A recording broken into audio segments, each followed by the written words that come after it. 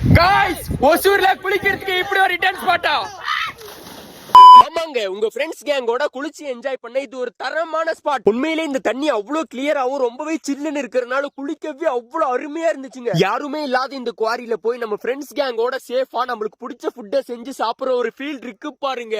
அதெல்லாம் நான் சொல்லிதான் நீங்க ஃபீல் பண்ண முடியுமா? கண்ணு கெட்டுற தூரம் வரைக்கும் தண்ணி, ஒரு பெரிய மலை, எந்த டிஸ்டர்பன்ஸும் இல்லாத நம்ம ஃப்ரெண்ட்ஸ் கேங்கோட ஒரு சின்ன குளியல் எப்படி இருக்கும்? இதெல்லாம் நீங்களும் ஃபீல் பண்ணும் இல்லையா? இந்த பிளேஸ் கூகுள் மேப்ல எல்லாம் இல்லங்க. இந்த இடத்தை ரீச் பண்ண கிளமங்கலம் டாடா எலக்ட்ரானிக்ஸ் கம்பெனிக்கு முன்னாடி ஒரு 3 கிலோமீட்டர்ல ஃப்ரெண்ட்ஸ் தாபா அப்படின்ற ஒரு ரெஸ்டாரண்ட்டுக்கு பக்கத்திலேயே இந்த மண் ரோடு போகுங்க. இந்த மண் ரோட்லயே கொஞ்சம் ஸ்ட்ரைட்டா வந்தீங்க அப்படின்னா இந்த கால்வாய் மாதிரி இருக்கும். இந்த கால்வாய்க்கு பக்கத்திலேயே ஒரு வழி போகுங்க. இந்த வழியில ஒரு 200 மீட்டர் போனீங்க அப்படின்னா இங்க வண்டி நிறுத்துற மாதிரி ஒரு பிளேஸ் இருக்கும். இங்கே வண்டி நிறுத்திட்டு ஒரு 100 மீட்டர் நடந்து போனா போதுங்க. இந்த ஒரு தரமான அழகான ஹிடன் ஸ்பாட்டை வந்து ரீச் பண்ணிடலாம். நாங்க அங்க போன உடனே சமைக்க ஆரம்பிச்சிட்டோங்க. உண்மையிலே ஹைலைட் என்னன்னா, சமைக்கும் போதே பாதி கறி காலி ஆயிடுச்சு. சமைச்சு முடிச்சுட்டு ஒரு சின்ன குழியில போட்டு மறுபடியும் வந்து பெரிய ஒரு இலையை போட்டு ஒன்னா சாப்பிட உட்கார்ந்த பாருங்க. உண்மையிலே வேற லெவல் ஃபீல் தான். ராஜாக்கள் மாளிகையும் காணாத இன்பமடா, நாலுகால் மண்டபம் போ நாங்கள் கொண்ட சொந்தமடா.